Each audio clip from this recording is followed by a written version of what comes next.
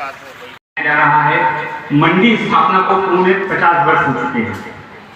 इस उपलक्ष्य में मैं आपको ये बोलना चाहूंगा कि हमारे जो चारों स्तंभ हैं एक दूसरे के पूरक हैं। अगर हम बात करें कृषकों की, यदि कृषक अपनी उपज नहीं निकालेगा तो व्यापारी खरीदेगा क्या? और यदि व्यापारी मौजूद है, कृषक की उपज है, लेकिन अगर वह हम्माल नहीं होंगे तो यहाँ की जो क्रियाएं होती है वो क्रियाओं में बाधा उत्पन्न होगी। तो एक दूसरे के पूरक है, लेकिन इसके लिए सबसे अति आवश्यक है वो है कृषकों का होना और कृषकों की उपज का होना। यदि कृषक की उपज नहीं होगी तो बाकी किसी का कोई अस्तित्व नहीं है। इस संबंध में मैं बताना चाहता हूं कि हमारे कृषक बंधु, आप लोग जो खेती कर रहे हैं, स्वाभाविक सी बात है, बहुत अच्छी खेती कर रहे हैं। मैं इस क्षेत्र में आया, इससे पहले बुरहानपुर में था। बुरहानपुर में मैंने देखा कि वहाँ पे केले की खेती और अन्य खेती पूरे सीजन की लेते थे, और यहाँ पे भी देखा बहुत अच्छी खेती कर रहे हैं। लेकिन खेती में कुछ बदलाव की आवश्यकता है। हम आज के परिदृश्य में देखें, अगर आप 50 पैसे खर्च कर रहे हैं और 1 रुपए की उपज प्राप्त कर रहे हैं, जब तक तो ठीक है। लेकिन वहीं आप 1 रुपए खर्च कर रहे हैं और 1.5 रुपए की उपज प्राप्त कर रहे हैं, मतलब क्या कर रहे हैं? उपज तो हमने बढ़ा ली है, लेकिन हमारी लागत को भी हमने बहुत ज्यादा बढ़ा दिया है। तो हमें लागत कम कैसे की जाए, इस संबंध में मैं कृषकों से थोड़ा रूबरू होना चाहूंगा। हमारा जो कृषक है 3 बिंदुओं पे सबसे ज्यादा पैसे खर्च करता है। जहां उसका पहला बिंदु आता है बीज, दूसरा बिंदु आता है उर्वरक और तीसरा बिंदु आता है दवाई। हम बीज की बात करें तो प्राकृतिक खेती करिए, प्राकृतिक भी नहीं कर पाते हैं तो हम स्वावलंबी खेती तो कर सकते हैं। स्वावलंबी खेती में आपको कुछ नहीं करना है, आपका स्वयं का खाद बनाना है। मैं आपको यहाँ 8 से 10 ऐसे नुस्खे बताऊंगा जिनसे आप जो है उर्वरकों पे ज्यादा डिपेंड नहीं रहोगे। देखते हैं हम बहुत ज्यादा क्राइसिस आती है, एकदम से उर्वरक खत्म हो जाता है, किसान चिल्लाने लगता है कि उर्वरक नहीं है, उर्वरक नहीं है, विभाग के चक्कर काटेगा, महोदय जी के पास जाएगा, मतलब सब जगह जाते हैं। लेकिन उर्वरक की आवश्यकताओं को हम कम कर सकते हैं। वो किन तरीकों से कर सकते हैं? सबसे पहला तरीका होता है कि हम हमारे खेत में हरी खाद का प्रयोग करें। हरी खाद के रूप में आप जो है उड़द, मूंग, ढेंचा, कुलचा, मेथी, लोबिया, अरहर और पालक, इन फसलों को अपने खेत में बोकर उगा दें। और फूल आने से पूर्व, जब वो फसल बहुत लचीली अवस्था या नरम अवस्था में हो, उस अवस्था में अगर आपका खेत सिंचित है तो मानसून आने के 15 से 20 दिन पहले, और यदि आपका खेत असिंचित है तो मानसून आने के तुरंत बाद जल्दी बढ़ने वाली प्रतिरोधक की जो फसलें हैं इनको खेत में दबा दें। ये आपके खेत में हरी खाद का काम करेगी, जिससे आपके खेत में जो सूक्ष्म जीवाणु हैं उनकी संख्या बढ़ जाएगी। दूसरा तरीका होता है मटका खाद।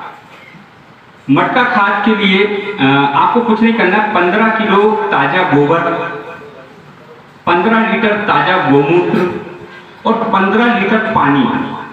क्या क्या सामग्री है? 15 किलो गोबर और उस घोल में 250 ग्राम गुड़ डाल के उस मटके को टाट या मिट्टी से पैक कर दीजिए। 4 से 5 दिन बाद ये घोल जो बनेगा उसको 20 लीटर पानी में मिलाकर, 200 लीटर पानी में मिलाकर 1 एकड़ में आप छिड़काव कर सकते हैं। ये भी आपका एक खाद का काम करेगा और सूक्ष्म जीवाणु की संख्या को खेत में बढ़ाएगा। अगर सूक्ष्म जीवाणु की संख्या बढ़ेगी तो आप जो उर्वरक डालते हो, एक सामान्य से मैं एग्जांपल देना चाहूंगा कि यदि मैं आपको डायरेक्ट आटा दे दूं और आप लोगों से कहूं कि वो आटा आप खा लो, तो क्या आप खा सकते हैं? क्या मैंने डायरेक्ट आटा लाके दिया और बोल दिया कि आप लोग खा लो, खा लेंगे आप? नहीं खा सकते। क्यों? उसके लिए कुछ ना कुछ प्रोसेस करनी पड़ेगी। आपको क्या प्रोसेस करनी पड़ेगी? उसको आटे को गूंथोगे, फिर रोटी बनाओगे, उसके बाद उसको आप खाओगे। उसी प्रकार हमारा जो पौधा होता है वो हर तत्व को एक निश्चित रूप में या निश्चित फॉर्म में इनटेक करता है। जैसे आप नाइट्रोजन कहीं ना कहीं उर्वरक की प्रतिपूर्ति कर सकता है। 1 किलोग्राम गोबर, 1 किलोग्राम जो है चने की खली, 250 ग्राम नीम की खली, इन सबको 200 लीटर पानी में मिला के 3 दिन के लिए रख दें।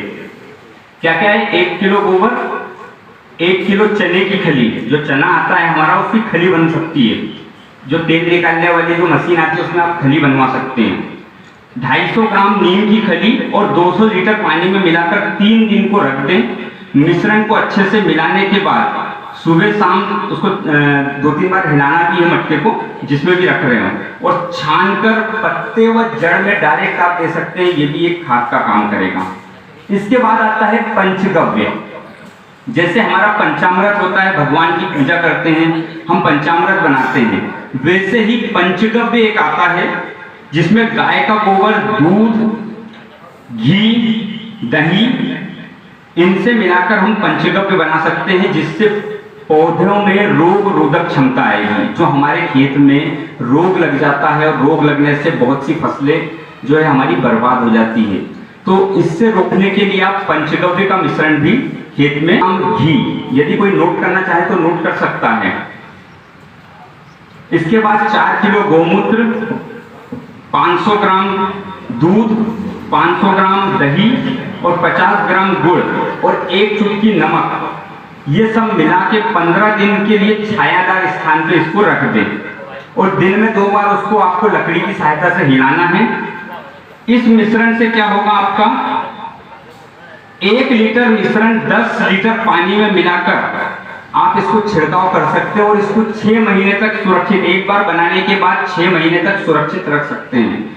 इससे ये होगा कि आपके खेत में लगने वाले जो रोग हैं, इसके बाद जो हम जो है इसमें गोबर, गाय का गोबर पानी डाल के सड़ाते रहें। इसके बाद इसमें कुछ नहीं करना है, आधा किलो उसमें केचुए डाल दीजिए और ऊपर जैसे शंकर जी के ऊपर हम 5 दिन में आपके पास बहुत ज्यादा मात्रा में जो है वर्मी वाष्प इकट्ठा हो जाएगा और उस वर्मी वाष्प का प्रयोग आप फूल की अवस्था, पौधे की वृद्धि